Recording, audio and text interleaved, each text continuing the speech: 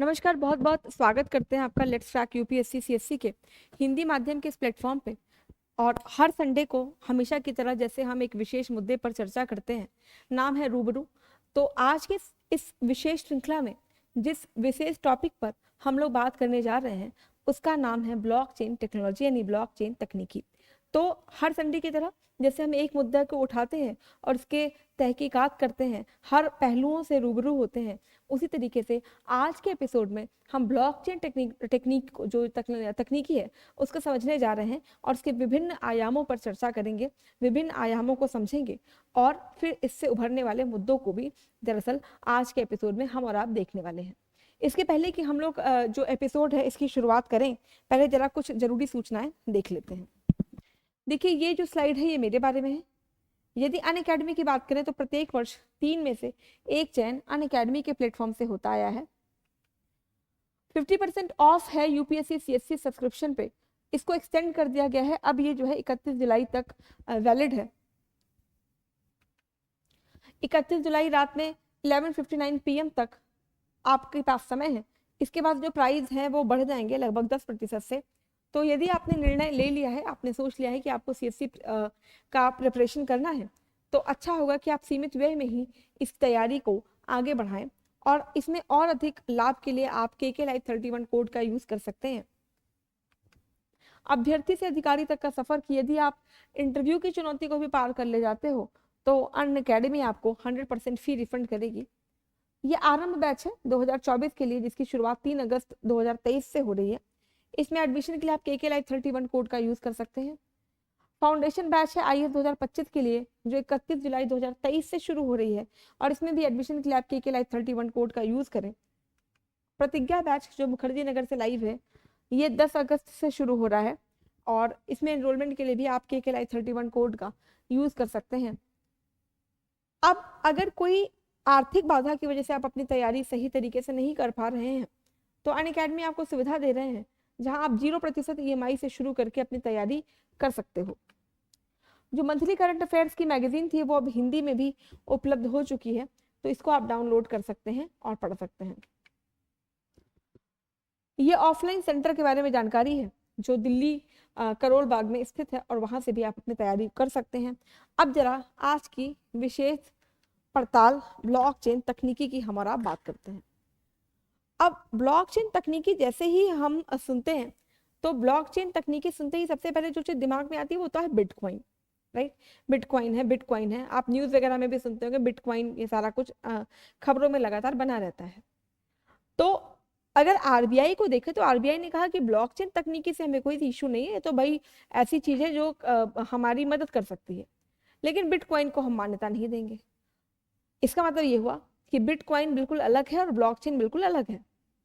वहीं अगर कुछ एक्सपर्ट्स की बात सुने तो लोग ऐसा कहते हैं कि ब्लॉकचेन तकनीकी आने वाले समय में क्रांति ला सकती है, बदल सकती है, परिवर्तित कर सकती है, बहुत बड़ा बदलाव ला सकती है भारत में। कैसे ला सकती है, ऐसा क्या करेगी कि जो है रिवोल्यूशन आ जाएगा? बदल सकती है मतलब क्या, कैसे बदलेगा, किस चीज को बदलेगा? समाज को बदलेगा, राजनीति को बदलेगा, तकनीकी में परिवर्तन लाने वाला है। कैसा परिवर्तन लाने वाला है जिसको लेके आज के समय में हर किसी की नजर इस ब्लॉकचेन तकनीकी पे लगी हुई है। हाल ही के समय में एक खबर ये भी आई कि सरकार अब कर के दायरे में ला रही है क्रिप्टो करेंसी को।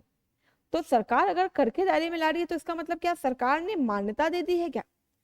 इसके अलावा अगर ये करेंसी है तो जो करेंसी हम और आप यूज करते हैं वो कौन सी करेंसी है? जो करेंसी हमारे पेटीएम में रहती है वो कौन सी करेंसी है? और इसमें बिटकॉइन या कह लीजिए ब्लॉकचेन जो तकनीकी है इसका क्या रोल है? क्या ये अलग है? तो अलग किस तरीके से है? इस पूरे मुद्दे को जरा जीरो से लेके शुरुआत करते हैं, आगे बढ़ते हैं ब्लॉकचेन तकनीकी। ठीक है, सबसे पहले जरा समझते हैं ये ब्लॉकचेन तकनीकी होती क्या है। किसको कहेंगे ब्लॉकचेन? बिटकॉइन नहीं, ब्लॉकचेन तकनीकी की बात कर रहे हैं कि ब्लॉकचेन तकनीकी दरअसल क्या होती है। ठीक, तो क्वेश्चन नंबर 1, ये है क्या? पहले जरा परिभाषा देखिए। ये एक नई डेटा संरचना है जो सुरक्षित क्रिप्टोग्राफी पर आधारित और पूरे नेटवर्क में वितरित है। यह तकनीकी बिटकॉइन जैसी क्रिप्टो करेंसी और किसी भी डेटा या डिजिटल संपत्ति के हस्तांतरण का समर्थन करती है।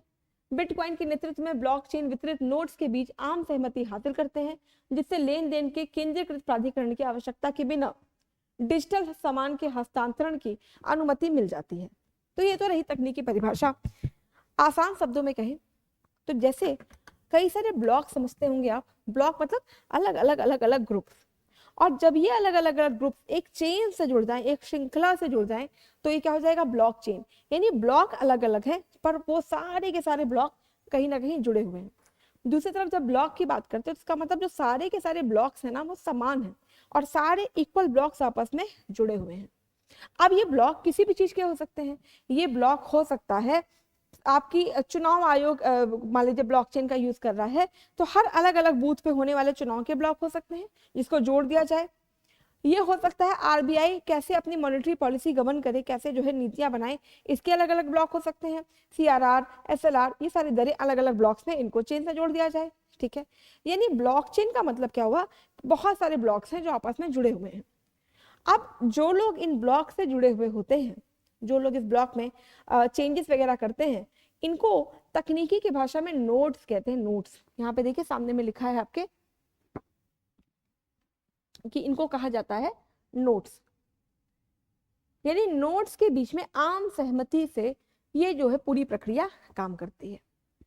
अब मेन चीज ये है कि जो ये ब्लॉकचेन है ना, ये डिसेंट्रलाइज व्यवस्था है। डिसेंट्रलाइज का मतलब है कि कोई ऊपर बैठे बैठे निर्णय नहीं लेगा, बल्कि सारे के सारे लोग जो इस ब्लॉक में जुड़े हुए हैं सब के सब लोग निर्णय लेते हैं। That means it is a decentralise system. ये एक विकेंद्रीकृत सिस्टम है। इसीलिए आरबीआई जो कहीं ना कहीं मॉनेटरी पॉलिसी की केंद्रीकृत संस्था है, चुनाव आयोग जो चुनाव कराने की केंद्रीकृत संस्था है, ऐसे ही सेबी या कोई भी केंद्रीकृत सत्ता अगर इस तरह की तकनीकी का यूज कर ले, इस तरह की तकनीकी को ले आए, तो कहीं ना कहीं वो पूरी की पूरी व्यवस्था विकेंद्रीकृत हो जाएगी।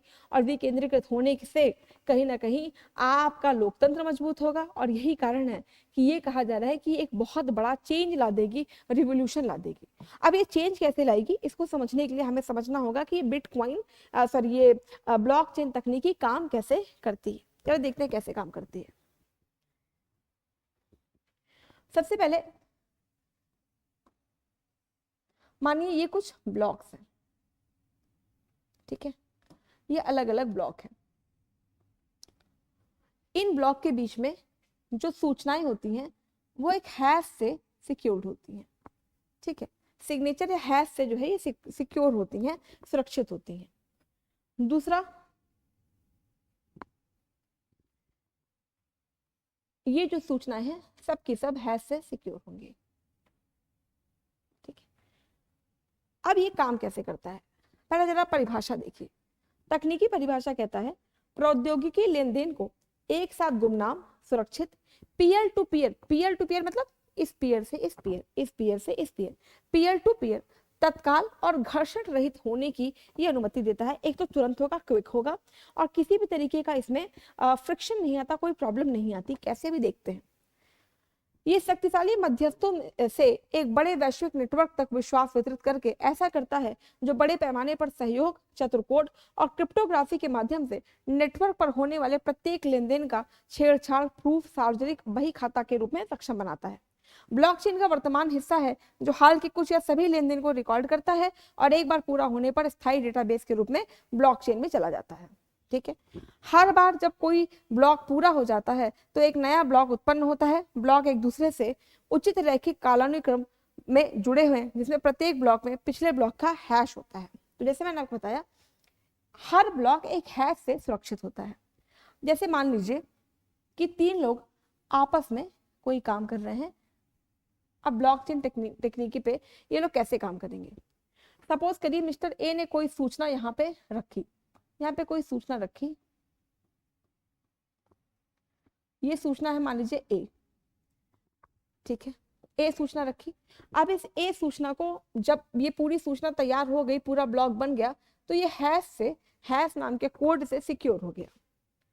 अब क्योंकि ये तो चेन से जुड़ा हुआ है, श्रृंखला से जुड़ा हुआ है, तो जैसे ही ये पूरा सूचना अब मिस्टर बी के पास पहुंची, तो मान लीजिए अब ये सूचना ए यहाँ पे आ गई, तो अब सूचना बी यानी जो बी है, अब ये सूचना में कुछ भी अगर बदलाव करते हैं तो इसके लिए सबसे पहले क्या करेंगे, इनको प्रीवियस वाली सूचना भी रखनी होगी, मतलब पहले से क्या इंफॉर्मेशन आई वो भी रखिए और आगे आपने क्या किया उसको भी रखिए। ठीक है, यानी जब हम बी को देखेंगे तो हमें ए का भी पता चलेगा और बी ने क्या किया वो भी पता चलेगा। सपोज करिए इन्होंने एक्स रखा तो ए भी रखेंगे एक्स भी रखेंगे। अब ये आगे बढ़े, आगे बढ़े तो मान लीजिए वो चली गई सूचना सी के पास। जब सी के पास जाएगी तो सी क्या करेंगे कि इसके पहले जितनी भी सूचना है सबका ब्यौरा सी को रखना है। तो अब फिर से ये वाला जो सूचना है वो सी के पास गया, यानी ए ने क्या बदला वो भी रखो, ए से फिर बी में गया तो क्या बदला वो भी रखो, फिर सी इसमें क्या करेंगे वो भी रखेंगे। ठीक है, यानी ब्लॉकचेन का सीधा मतलब देखें तो हर अगली श्रृंखला को पिछले का भी रिकॉर्ड बनाते हुए चलना है। हर अगली अगली श्रृंखला पिछले वाली श्रृंखला से भी जुड़ी होगी। तो ये जो ब्लॉकचेन है कहीं ना कहीं आप देखिए केंद्रीकृत नहीं है, यानी ए ऊपर से नहीं देख रहे हैं बल्कि वही चीज ए के बाद बी, बी के बाद सी, ये देखते जा रहे हैं। सी के बाद अगर कोई और होगा श्रृंखला में तो उसको ए की इंफॉर्मेशन भी रखनी है, बी की भी रखनी है, सी की भी रखनी है, और फिर आगे वो कैसे लेके जाएंगे उसकी सूचना उनको भी वहां पे जो है रजिस्टर करके रखनी है।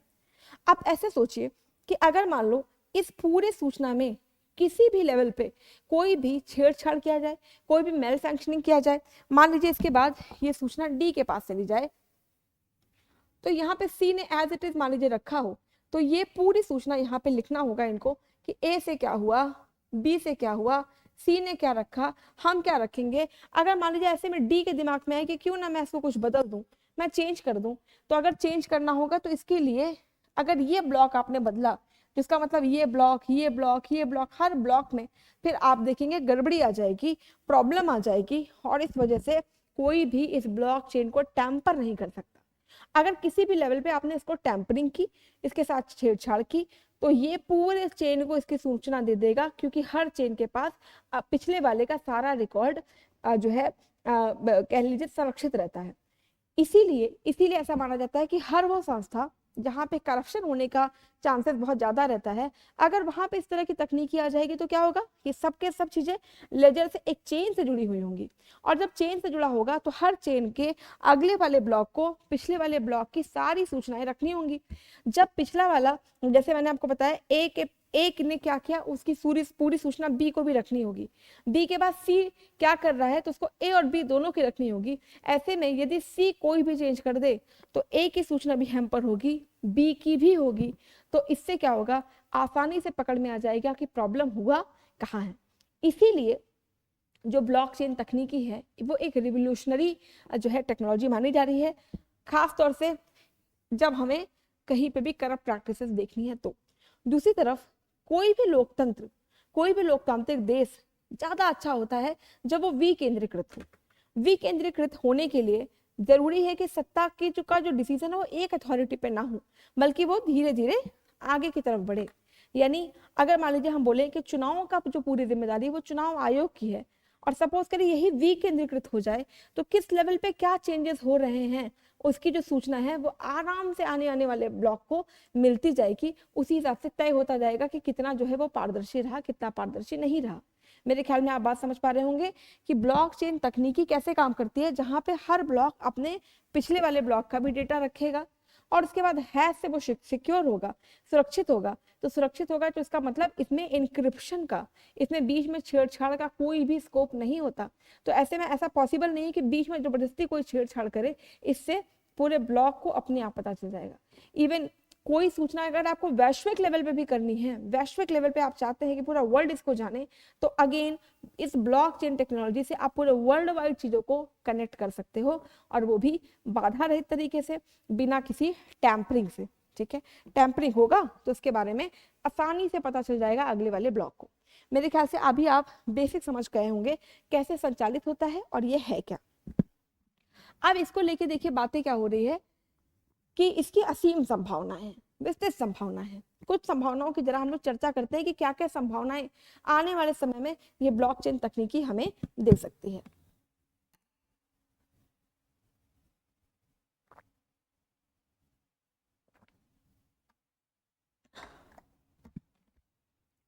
देखिए पहला देखिए, कह रहे हैं बिटकॉइन प्रौद्योगिकी के अनुप्रयोगों में से एक है जिसका उपयोग सभी उद्योगों में परीक्षण किया जा रहा है। यानी कि अभी तो ये प्रैक्टिस, मतलब आप समझिए कि ये भी टेस्टिंग मोड में है, अभी इसका सिर्फ टेस्टिंग हो रहा है कि कैसे आगे काम करेगा। सबसे पहले देखिए स्वास्थ्य सेवा। स्वास्थ्य सेवा, बैंकिंग, शिक्षा, कृषि, बिजली वितरण, भूमि रिकॉर्ड, ये ऐसे क्षेत्र हैं जिसमें इसका लाभ हो सकता है। अब देखिए भूमि रिकॉर्ड आपका पीढ़ी दर पीढ़ी चलता है, मतलब दादा से पापा, पिता से पुत्र, पुत्र से उसका पुत्र, है ना, वो आराम से आगे पे आगे चलता रहता है। अब भूमि एक ऐसा मुद्दा है जिसको लेके देखिए आप, जिसको लेकर हमेशा परिवार में झगड़े वगैरह होते रहते हैं ना, कि हाँ ये जमीन हमारी है, ये तुम्हारी है, तो कोई पेपर में मैल फंक्शनिंग करके अपना नाम वगैरह डलवा लेते हैं। तो अगर मान लो ये बिट आपके ब्लॉकचेन से सिक्योर्ड हो, तो यानी पापा वाले ब्लॉक से पुत्र वाले ब्लॉक पे आएगा, पुत्र वाले ब्लॉक से वो अगले उसके पुत्र तक जाएगा। अगर इस बीच में कोई भी किसी तरीके की छेड़छाड़ करेगा तो इससे सारे ब्लॉक पे इफेक्ट हो जाएगा और आसानी से पता किया जा सकता है कि असल में छेड़छाड़ करी किसने है। तो भूमि रिकॉर्ड हो गया, आप समझ पा रहे हैं कि कैसे रिवोल्यूशनाइज कर देगा। तो हर वो चीज जो अगली पीढ़ी पर जाती है या जो विकेंद्रीकृत होती है, इसमें अगर कहीं से छोटा भी चेंज होगा तो ये पूरे चेन को इफेक्ट करेगा, और जब ये पूरे चेन को इफेक्ट करेगा तो बहुत आसानी से आप पकड़ सकते हैं कि क्या जो मतलब करप्ट प्रैक्टिसेस है वो किस लेवल पे हो रही हैं, और उसको वहीं रोका जा सकता है। इसके साथ साथ यदि स्वास्थ्य सेवा की बात करें तो आपको पता होगा कि जैसे किसी भी व्यक्ति का रिकॉर्ड बन जाए, मतलब मेरे शरीर में जो डीएनए का जो अरेंजमेंट है वो किस तरीके से है ना, एडेनिन थायमिन वो किस तरीके से लगे हुए हैं, ये हर किसी का अलग अलग है। इस कंडीशन में अगर उसका पूरा स्टडी कर लें, ठीक है, और स्टडी करके उसको बिट मतलब आपके ब्लॉकचेन तकनीकी में रख दें, तो कहीं ना कहीं एक बड़े से रिकॉर्ड को भी मेंटेन करना मेरे लिए आसान हो जाएगा। जैसे अलग अलग ब्लॉक्स में वो सारी इंफॉर्मेशन हो, कोई डॉक्टर मान लीजिए आपको चेक करे, तो वो आपका ब्लॉकचेन टेक्निकी से पता चल रहा है कि एक बार इनको डायबिटीज हुआ था, डायबिटीज होने के बाद अगला ब्लॉक पे गए तो ये हो गया, तो उसमें कितना चेंजेस हुआ, उसमें क्या रहा।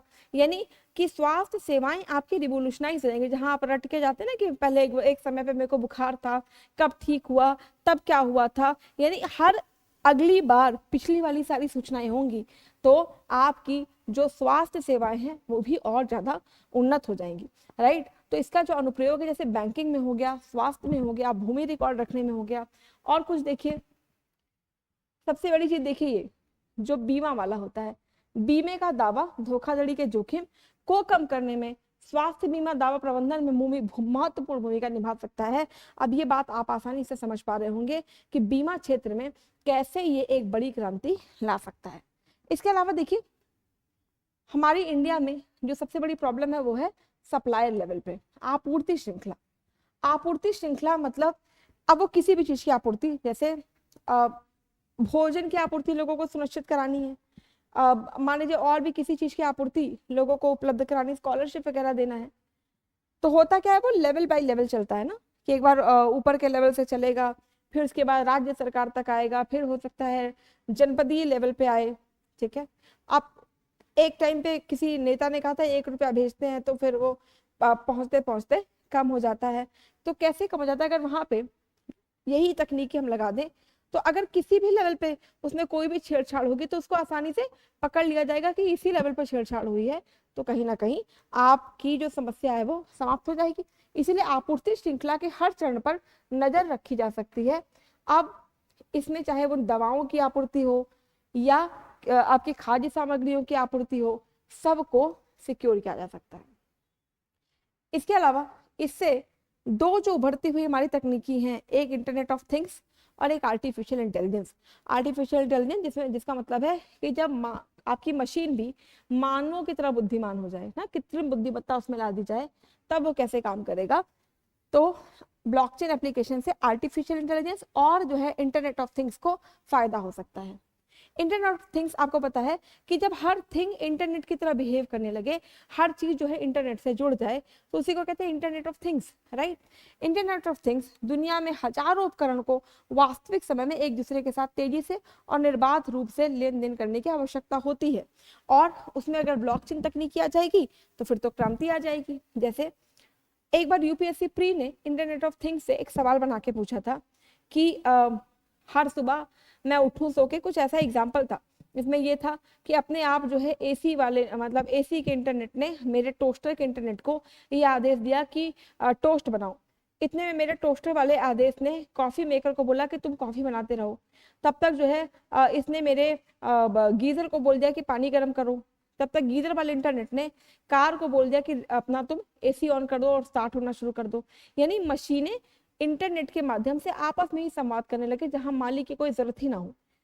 इससे क्या होगा कि हर चीजें कहीं ना कहीं आपस में जुड़ी होंगी, और जुड़ी होंगी तो यहाँ पे भी अगेन जो आपकी जो ब्लॉकचेन तकनीकी है वो बहुत ज्यादा हेल्पफुल हो सकती है। क्यों? क्योंकि हर सिस्टम आपस में जुड़ा हुआ है। और देखिए, भारत के बैंकों द्वारा ब्लॉकचेन को अपनाने से पंजाब नेशनल बैंक जैसी धोखाधड़ी, जो अभी हाल ही में धोखाधड़ी हुई थी, इस तरह की धोखाधड़ी को रोकने में भी मदद मिल सकती है। इसके अलावा देखिए, सबसे बड़ी चीज, न्यायपालिका में कितने सारे मुद्दे हैं। इसके अलावा कई सारे रिकॉर्ड्स जजेस रखते हैं ना, कि इस वाले रिकॉर्ड में ये वाला फैसला लिया गया था, तो उस हवाले से अगला फैसला होता है ना। कि जैसे सब एक बार आपके संविधान जो बेंच बैठी थी उसने बोला प्रस्तावना भाग है, फिर बोला नहीं है नहीं है। यानी ये सारी चीजें तो क्या अलग अलग ब्लॉक्स में रखी होंगी, तो आने वाले ब्लॉक में क्या होगा ये आराम से समझा जा सकता है, देखा जा सकता है। तो इसका मतलब जैसे चुनाव आयोग जो डिसेंट्रलाइज होना बहुत जरूरी है, जहाँ पारदर्शिता आना बहुत जरूरी है, न्यायपालिका, इस तरह के जो राष्ट्रीय संस्थान है इनको इनकी मजबूती में मदद मिल सकती है।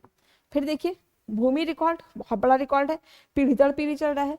जनगणना, आपकी जन्म मृत्यु दर, और उसके बाद जन्म दर, व्यावसायिक लाइसेंस, आपराधिक रिकॉर्ड, कितने लोगों का रिकॉर्ड कैसा रहा, आपराधिक मतलब किसी शहर में कितनी चोरियां होती हैं, किसी पर्सन को लेकर इसका पुराना रिकॉर्ड क्या रहा, ये सारा कुछ, मतदाता सूची, नागरिक जानकारी, सभी को ब्लॉकचेन संचालित छेड़छाड़ प्रूफ बही खाते के रूप में रखा जा सकता है। छेड़छाड़ होगी तो ब्लॉकचेन के माध्यम से आपको पता चल जाएगा।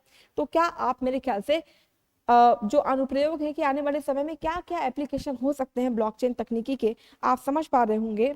कि आप देखिए, लगभग हर वो क्षेत्र ये इसमें कवर हो रहे हैं जहां पे टैंपरिंग की समस्या हमें दिखाई देती है। दूसरी बात, इसमें आप ये भी महसूस कर पा रहे होंगे कि लगभग सभी क्षेत्रों में कहीं ना कहीं जो सिस्टम है वो केंद्रीकृत है, एक ही सत्ता के हवाले है। और अगर इस तरह की तकनीकी आती है तो उसको विकेंद्रीकरण करने में बहुत आसानी होगी, और विकेंद्रीकरण होगा तो आप समझ ही रहे होंगे कि लोकतंत्र कितना मजबूत हो जाएगा। राइट।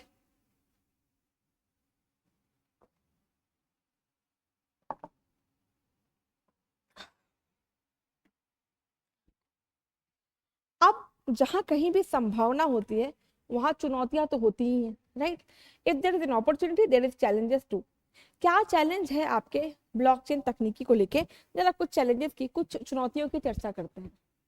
सबसे बड़ी बात कि ऐसा माना जा रहा है कि क्योंकि ये जो तकनीकी है ये भी नई है, तो बट ऑब्वियस सी बात है कि महंगी भी है। ठीक है, तो एक तो ये जो है तकनीकी अभी महंगी है, बहुत महंगी है।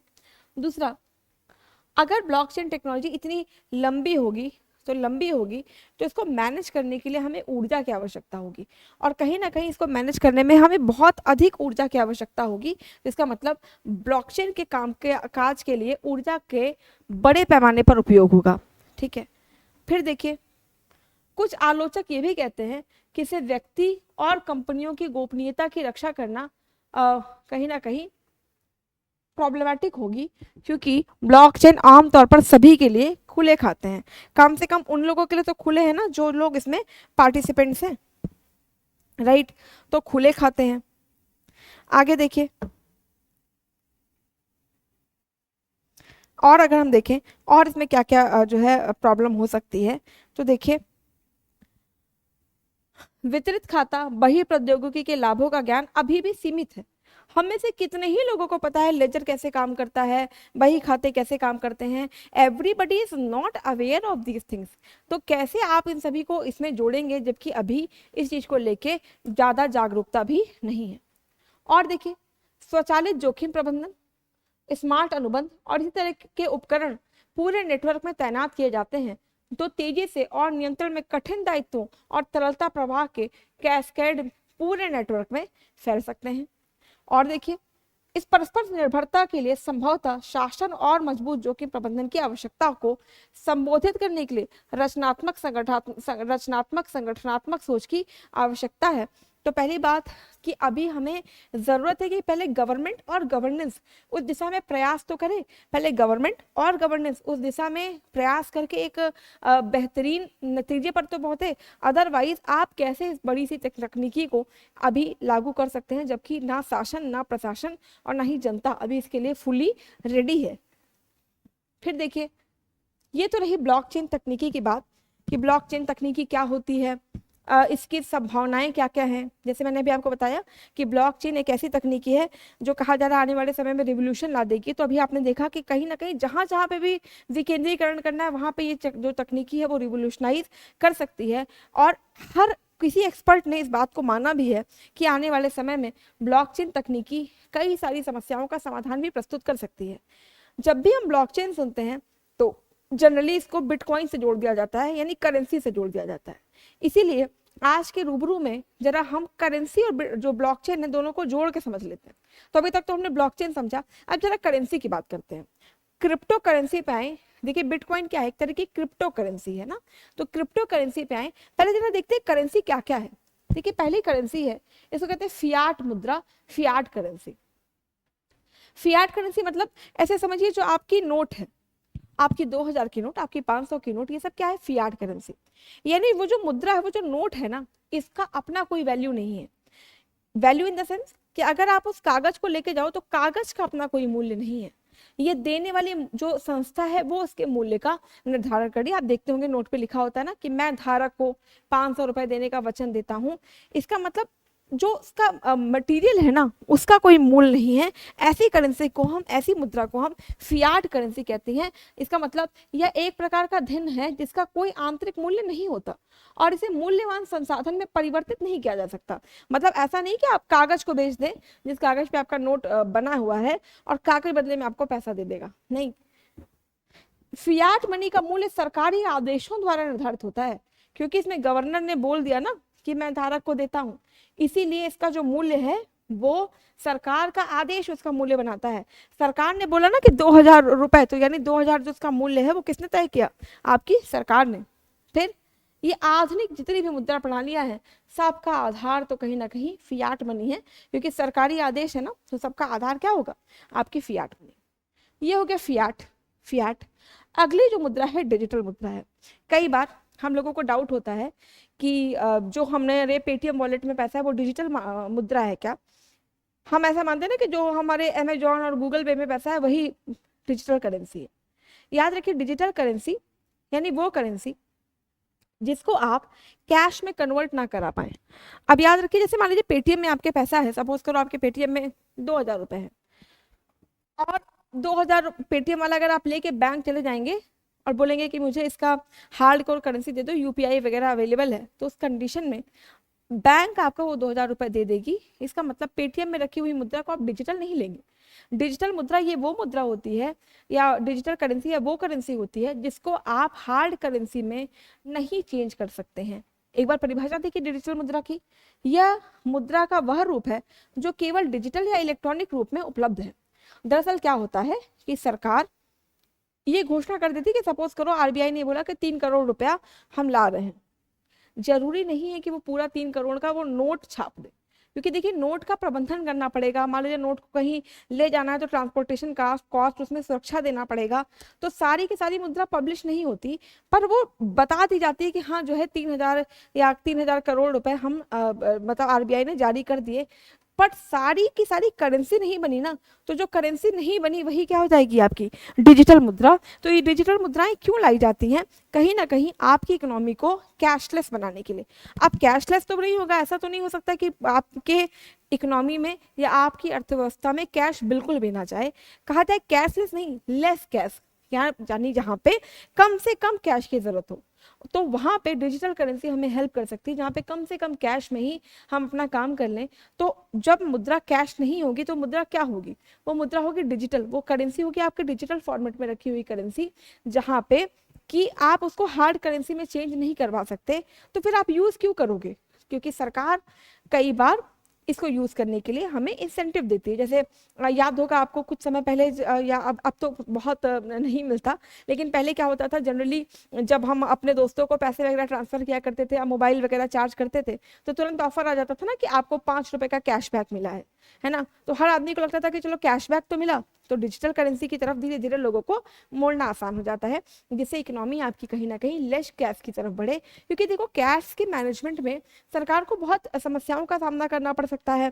इसके अलावा आपको पता होगा कि जो करेंसी नोट्स हैं उनकी जालसाजी होती है, नकली नोट छपते हैं। लेकिन करेंसी अगर डिजिटल फॉर्मेट में रहेगी तब तो ऐसा कुछ भी नहीं होगा ना, तब तो कोई धोखाधड़ी नहीं हो सकती। इसी को हम डिजिटल करेंसी कहते हैं। तो परिभाषा देखिए, यह मुद्रा का वो रूप है जो केवल डिजिटल या इलेक्ट्रॉनिक रूप में उपलब्ध है। इसे डिजिटल मनी, इलेक्ट्रॉनिक करेंसी या साइबर कैश भी कहा जाता है। इसे साइबर कैश भी कहा जाता है। ये देखिए, इसमें कोई भौतिक विशेषताएं नहीं होती और यह केवल डिजिटल रूप में उपलब्ध है। डिजिटल मुद्राओं से जुड़े लेन देन इंटरनेट या निर्दिष्ट नेटवर्क से जुड़े कंप्यूटर या इलेक्ट्रॉनिक वॉलेट का उपयोग करके ही आप इसको कर सकते हैं। बट ऑब्वियस सी बात है, अगर मुझे किसी को पैसा देना होगा डिजिटल फॉर्मेट में तो मेरे पास ये मैकेनिज्म होना चाहिए, जैसे कंप्यूटर, नेटवर्क, है ना, आपका इंटरनेट, इसके थ्रू। फिर देखिए, जबकि भौतिक मुद्राएं जैसे कि बैंक नोट, ढाले हुए सिक्के, ये क्या है, मूर्त है। मूर्त है मतलब जिसको आप टच कर सकते हैं, टेंजिबल है ना। 10 की नोट को टच कर सकते हो ना, पर 10 रुपए मूल्य के डिजिटल करेंसी को हम टच नहीं कर सकते हैं। तो इसका अर्थ है कि इसमें भौतिक विशेषता होती है। ठीक है, तो ये हो गया आपकी, पहला हो गया फियाट करेंसी, दूसरा हो गया आपकी डिजिटल करेंसी। आगे बढ़ते हैं। अब आते हैं कि जो बिटकॉइन हम कहते रहते हैं, वो क्या है? उसको कहते हैं क्रिप्टो करेंसी है। ये क्रिप्टो करेंसी क्या होती है इसको समझते हैं।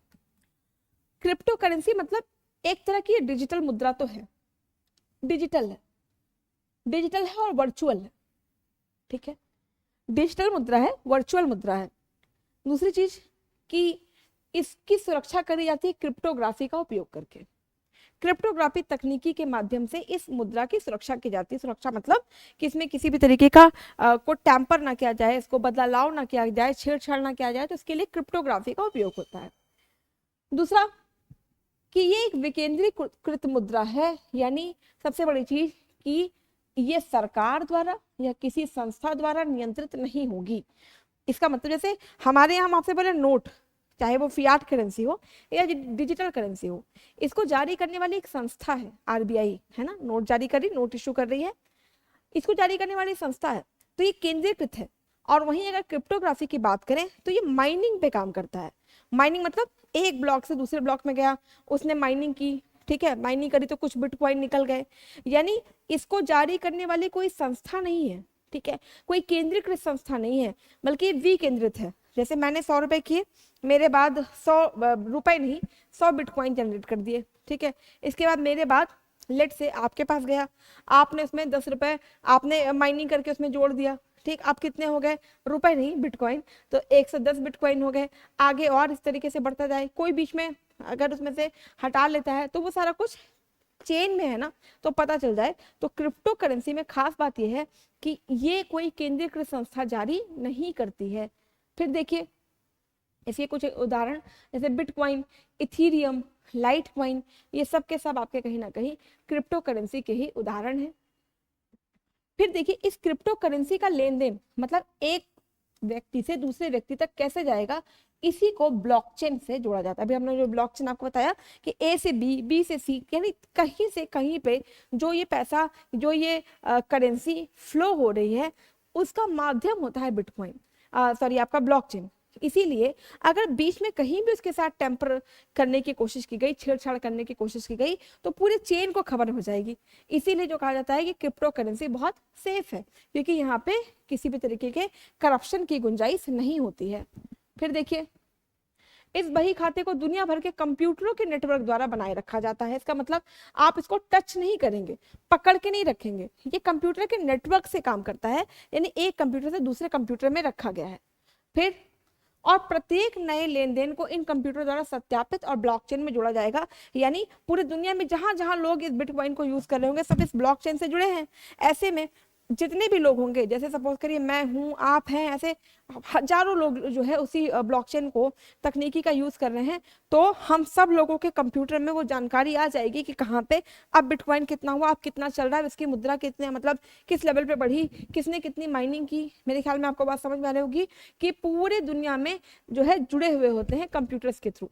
फिर अगर देखिए, क्रिप्टोग्राफी के विकेंद्रीकरण और उपयोग से किसी के लिए भी मुद्रा या ब्लॉकचेन पर दर्ज लेन देन में हेर फेर कर पाना मुश्किल हो जाता है, क्योंकि इसकी जानकारी सबको हो जाती है। इसका उपयोग करने के लिए प्रत्येक व्यक्ति को एक डिजिटल वॉलेट प्राप्त होता है। एक करेंसी है तो वॉलेट भी तो चाहिए होगा, तो वॉलेट मतलब जहाँ पे आप अपना ये क्रिप्टो करेंसी रखोगे, इसको कहा जाता है डिजिटल वॉलेट, जो एक तरह का सॉफ्टवेयर प्रोग्राम है जो उपयोगकर्ता की सार्वजनिक और निजी कुंजी संग्रहित करता है। मतलब आपकी जो पैसे हैं वो कुंजी से सिक्योर्ड होंगे, ठीक है। और आगे देखिए, इन कुंजियों का उपयोग क्रिप्टो करेंसी भेजने और प्राप्त करने के लिए किया जाता है, और इनका उपयोग ब्लॉकचेन पर लेन देन को सत्यापित करने के लिए भी किया जाता है। फिर देखिए, इसमें क्रिप्टो करेंसी बनेगी कहाँ से? तो जो क्रिप्टो करेंसी होती है इसमें बहुत बड़े बड़े प्रोग्रामिंग होते हैं जो सुपर कंप्यूटर्स की हेल्प से सॉल्व किए जाते हैं, और इसको कहा जाता है आपका माइनिंग की जाती है। जो आपकी क्रिप्टो करेंसीज हैं इनका माइनिंग होता है, जिसमें बहुत जटिल गणितीय समीकरणों को हल करने के लिए कंप्यूटर को का जो है यूज़ किया जाता है। कंप्यूटर जो शक्ति है उसका यूज़ करके फिर बिटकॉइन का जेनरेशन किया जाता है। अब आते हैं, ये तो आपका क्रिप्टो करेंसी था, यानी हमने देखा Fiat currency, digital currency, crypto currency. अब जरा देखते हैं वर्चुअल करेंसी, यानी आभासी मुद्राएं क्या होती हैं, वर्चुअल करेंसीज क्या होती हैं, ठीक है। आभासी मुद्राएं डेवलपर्स या प्रक्रिया में शामिल विभिन्न हितधारकों से युक्त एक संस्थापक संगठन द्वारा नियंत्रित अनियमित डिजिटल मुद्राएं हैं, ठीक है। आभासी मतलब वर्चुअली, जैसे जनरली आप देखते होंगे कि लोग गेमिंग में मुद्राएं जनरेट करते हैं, या मतलब जैसे कॉइन्स मिल गए तो वो कैसी मुद्रा है, वो आपकी वर्चुअल करेंसी, आभासी मुद्रा है। जैसे देखिए, गेमिंग नेटवर्क का टोकन, जिसका अर्थशास्त्र डेवलपर द्वारा परिभाषित और नियंत्रित किया जाता है, ठीक है। अब एक कॉन्सेप्ट समझना जरूरी है आपके लिए, वो है वर्चुअल डिजिटल एसेट क्या है।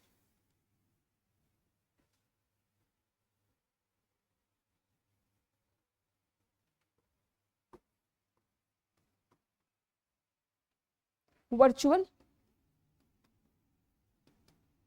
डिजिटल एसेट, अभी हाल ही में जब बजट प्रस्तुत किया गया तो सरकार ने बोला कि अब वो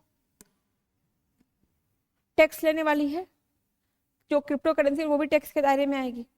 अब अगर ये करेंसी टैक्स के दायरे में आती है, इसका मतलब तो ये हुआ कि क्या सरकार इन करेंसी को मान्यता देने वाली है, क्या हमारे यहाँ पे भी हम अब बिटकॉइन आएंगे। तो सरकार से जब प्रश्न पूछा गया तो उन्होंने बोला कि नहीं, हमारे यहाँ पे हम और किसी करेंसी को मान्यता नहीं दे रहे हैं, हमारे यहाँ बस एक करेंसी है, रुपया, जो हमारी आरबीआई इशू करती है, यानी केंद्रीकृत रहेगा। तो फिर ये क्या है, टैक्स के दायरे में क्या लाया जाएगा? इन्होंने बोला दरअसल ये क्रिप्टो करेंसी नहीं, इसको हम वर्चुअल डिजिटल एसेट कहते हैं। एसेट है, संपत्ति है, पर वो कैसा है, वर्चुअली फॉर्म में, वर्चुअली इसको रखा गया है। तो ये क्या है, वर्चुअल डिजिटल एसेट है। सरकार ने बोला कि देखो, हमें मतलब नहीं है कि तुम क्रिप्टो करेंसी में, बिटकॉइन में पैसा लगाओ या इथीरियम में लगाओ, जहां लगाना है लगाओ, करो माइनिंग, जितना करना है करो, लेकिन जब तुम उसको रुपए में कन्वर्ट करोगे, तुम क्रिप्टो करेंसी, यानी कि आप बिटकॉइन का यूज थोड़ी कर लोगे। भारत में अगर आपको कुछ भी खरीदना बेचना होगा या आप कहीं यूज करेंगे तो बट ऑब्वियस बात है, यू नीड रूपी, है ना, you don't need the bitcoin, right, क्योंकि वो तो हमारे इंडिया में प्रचलन में ही नहीं है। तो जब आप उसको बदलोगे, जब आप उसको रुपए में कन्वर्ट करोगे, वहीं हम खड़े होंगे, क्योंकि जो क्रिप्टो करेंसी है इसको हम एसेट मान रहे हैं। और कैसा asset, virtual digital asset, digitally format में ये आपका एसेट रखा हुआ है। तो whenever you will convert this asset into the rupee, into the currency of India, तो वहां पे हम खड़े होंगे और वहां हम तुमसे टैक्स ले लेंगे। तो ये था आपका वर्चुअल डिजिटल एसेट, जहां पे सरकार ने बोला कि अब इन करेंसीज को सरकार मान्यता नहीं दे रही। याद रखिएगा, बिटकॉइन अभी भी मैंने चलन में नहीं है, लेकिन जो वर्चुअल डिजिटल एसेट है उसके बारे में ये चीजें कही गई है कि ये वर्चुअल डिजिटल एसेट है, लिहाजा सरकार अब इस पे टैक्स लेने की पूर्ण अधिकारी है। अब देखिए सुप्रीम कोर्ट का क्या फैसला है। 2018 में केस हुआ था। केस देखिए, 2018 में क्रिप्टो करेंसी पर सुप्रीम कोर्ट ने अपने फैसले में आरबीआई बनाम मोबाइल एसोसिएशन का एक फैसला था, 2018 का आरबीआई बनाम मोबाइल एसोसिएशन के फैसले में सुप्रीम कोर्ट ने आरबीआई के सर्कुलर को रद्द कर दिया। अब था क्या आरबीआई का फैसला? आरबीआई जो है क्रिप्टो करेंसी में ट्रेडिंग को प्रतिबंधित करना चाह रही थी। ऐसे में ये सर्कुलर इशू करती है आरबीआई कि नहीं होगा क्रिप्टो करेंसी में। सुप्रीम कोर्ट ने अपने फैसले में ये कहा कि आरबीआई के पास क्रिप्टो करेंसी में ट्रेडिंग को प्रतिबंधित करने का अधिकार नहीं है। इसमें जो है इनका मानना था कि क्रिप्टो करेंसी पर प्रतिबंध लगाने से लोगों को ट्रेडिंग करने का अधिकार छिन जाएगा, जो कि कानून के मुताबिक वैध नहीं है। ये लोगों का अपना अधिकार है ना कि जो है उनको किसमें क्या ट्रेडिंग करनी है। इसके लिए आरबीआई इस तरीके का कोई भी सर्कुलर जारी नहीं कर सकती, सुप्रीम कोर्ट का ऐसा मानना था। ठीक है, सुप्रीम कोर्ट द्वारा आरबीआई सर्कुलर को दबाने के दौरान कोर्ट ने कहा कि क्रिप्टो करेंसी ट्रेडिंग पर प्रतिबंध लगाने से के लिए ऐसे कोई कानूनी नियम भी नहीं है। भविष्य में अगर संसद क्रिप्टो करेंसी पर प्रतिबंध लगाने के लिए तैयार हो जाती है तो क्रिप्टो करेंसी पर सुप्रीम कोर्ट भी वैसा व्यवहार नहीं करेगी। जो है ये सुप्रीम कोर्ट का फैसला आया कि जहां पे आरबीआई ने प्रतिबंध किया था और सुप्रीम कोर्ट ने बोला कि अभी हमारे पास कोई ऐसा कानून नहीं है जिसमें हम इसको प्रतिबंधित कर सके। तो यहीं पे मुद्दा आया जो अभी के बजट में भी था कि अच्छा ठीक है, आप ट्रेडिंग करते हैं, आपके पास पैसे आ जाने, मतलब पैसा नहीं, बिटकॉइन या कोई भी क्रिप्टो करेंसी आती है तो हम आपसे टैक्स लेंगे, लेकिन वो टैक्स होगा वर्चुअल डिजिटल एसेट टैक्स। क्यों? क्योंकि जब आप उसको बदलोगे then only we will take the tax, right. तो ये था आपका सुप्रीम कोर्ट का क्या स्टैंड है बिटकॉइन को लेकर। भारतीय रिजर्व बैंक का क्या कहना है? देखिए, भारतीय रिजर्व बैंक ऐसा मानती है कि जो ब्लॉकचेन तकनीकी है वो ना केवल रिवोल्यूशनरी है, परिवर्तनकारी है, बल्कि वो आने वाले समय में बहुत बड़ी डिमांड को कैटर भी कर सकती है। तो आरबीआई का क्या कहना है कि ब्लॉकचेन तकनीकी कई आशाजनक प्रौद्योगिकियों में से एक है। इसकी उपयोगिता इस बात पर निर्भर करेगी कि इसे कैसे अपनाया जाता है और उपयोग की विस्तृत श्रृंखला के अनुकूलित किया जाता है। आरबीआई का ये मानना था कि जो आपकी ब्लॉकचेन टेक्नोलॉजी है ये आपकी इनोवेटिव टेक्नोलॉजी है और इसका लाभ उठाते हुए नव प्रवर्तक आरबीआई के सैंडबॉक्स वातावरण में अपने उत्पादों का परीक्षण करने के लिए आवेदन कर सकते हैं। बहरहाल आरबीआई का स्टैंड ये है कि ब्लॉकचेन टेक्निक बहुत अच्छी है, ब्लॉकचेन तकनीकी के साथ आगे बढ़ा जा सकता है, लेकिन बिटकॉइन को लेके आरबीआई ने अपना रुख नहीं बताया है। बिटकॉइन या क्रिप्टो करेंसी को लेके अभी हमारी जो केंद्रीय संस्था है, केंद्रीय बैंक है और सरकार रेडी नहीं है। तो दोनों चीजें अलग हैं। अभी की क्लास में हमने ये समझा कि ब्लॉकचेन तकनीकी क्या है, जो डिसेंट्रलाइज वे में काम करती है, विकेंद्रित वे में काम करती है, जहां पे हर अगले वाले को पिछले वाले का भी सारा डेटा पता होगा, पिछले वाले सारे रिकॉर्ड्स के बारे में पता होगा, और जब वो आगे भेजेगा तो आगे वाले को भी पिछले सारी चीजों का जो है इन्फॉर्मेशन डालना होगा। इससे क्या होता है कि पूरी जो सूचनाएं हैं विकेंद्रीकृत हो जाती हैं, और जैसे ही सूचनाएं विकेंद्रीकृत होती हैं तो कहीं ना कहीं सरकार के लिए या कहीं ना कहीं उस चेन से जुड़े हुए सभी लोगों के लिए मैल प्रैक्टिसेस को या गड़बड़ियों को समझना, गड़बड़ियों को रोकना आसान हो जाता है। इसीलिए इस विकेंद्रीकृत सिस्टम से हर उस जगह पे क्रांतिकारी परिवर्तन आ सकते हैं जहां सूचनाएं एक जगह से दूसरी जगह जाती हैं। इसीलिए इसके अनुप्रयोगों में हमने देखा कि जैसे भूमि रिकॉर्ड हो गया, स्वास्थ्य सेवाएं हो गया, इनमें एक बड़े परिवर्तन को लाया जा सकता है ब्लॉकचेन तकनीकी के माध्यम से। वहीं अगर बिटकॉइन की बात करें या किसी क्रिप्टो करेंसी की बात करें तो क्रिप्टो करेंसी दरअसल ब्लॉकचेन तकनीकी के उपयोग पर काम करती हैं, राइट। कैसे काम करती है? ब्लॉकचेन तकनीकी का उपयोग उनके एप्लीकेशन पे काम करती हैं, राइट। इसीलिए ये सिक्योर्ड होती हैं। और दूसरी चीज हमने देखा कि जो करेंसीज हैं वो कितने तरह की हैं, जो Fiat currency, digital currency, crypto currency, ये सारे में डिफरेंस क्या क्या है वो भी देखा। और इस बार जो सरकार ने वर्चुअल डिजिटल एसेट का कॉन्सेप्ट रखा, वर्चुअल डिजिटल एसेट कहने से सरकार दरअसल क्या समझाना चाहती थी, क्या बताना चाहती थी, ये भी जो है हमने समझ लिया। फिर सुप्रीम कोर्ट का फैसला, सुप्रीम कोर्ट का रुख आने वाले समय में देखते हैं ये सरकारें इसको लेके क्या रुख अपनाती हैं। आने वाले समय में ये भी देखना बहुत रोचक होगा कि क्या इंडिया आने वाले समय में क्रिप्टो करेंसी को मान्यता दे रहा है या नहीं दे रहा है। आपकी क्या राय है, ये क्या क्रिप्टो करेंसी को भारत में मान्यता मिलनी चाहिए? और दूसरा मुझे ये भी बताइएगा कि ब्लॉकचेन तकनीकी के और क्या क्या अनुप्रयोग हैं जो आप सोच पा रहे हैं। आपको क्या लगता है कि ब्लॉकचेन टेक्नोलॉजी किन किन क्षेत्रों में और ज्यादा रिवोल्यूशनाइज कर सकती है, परिवर्तन कर सकती है?